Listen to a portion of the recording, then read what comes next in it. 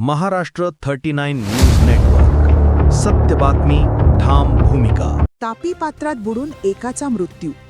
सारंगखेडा पोलिसात अकस्मात मृत्यूची नोंद.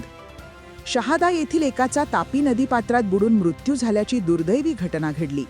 या प्रकरणी सारंगखेडा पोलीस ठाण्यात अकस्मात मृत्यूची नोंद करण्यात आली आहे. शहादा येथील रश्मीनगरमधील रहिवासी गिरीश यशवंत कुलकर्णी वय 41 असे मयताचे नाव आहे. गिरीश कुलकर्णी हे 4 मार्च रोजी सकाळी घरातून बाहेर जाण्यासाठी निघाले होते. बराच वेळ झाला तरीही ते घरी परतले नाही. त्यामुळे त्यांच्या घरच्यांनी विविध ठिकाणी त्यांचा शोध घेतला. दरम्यान शोध घेत असताना गिरीश कुलकर्णी यांची शिंदखेडा तालुक्यातील टाकरखेडा येथील एका हॉटेलजवळ उभी असल्याची माहिती पोलिसांनी दिली.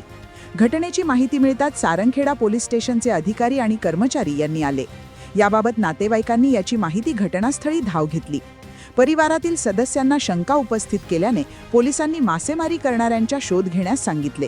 मासेमारी करणाऱ्यांनी तापी नदीपात्रात शोध घेतला असता गिरीश कुलकर्णी यांचा मृतदेह आढळून आला. सकाळी 11:30 वाजेच्या सुमारास मृतदेह तापी नदीपात्रातून बाहेर काढण्यात आला. यावेळी नातेवाईकांनी मोठी गर्दी केली होती.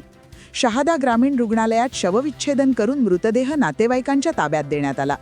सुहास राजेंद्र कुलकर्णी यांच्या खबरीवरून सारंगखेडा पोलीस ठाण्यात अकस्मात मृत्यूची नोंद करण्यात आली.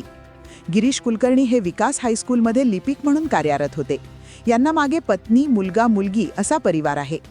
महाराष्ट्र 39 न्यूज नेटवर्कसाठी अजय राजपूत, शहादा.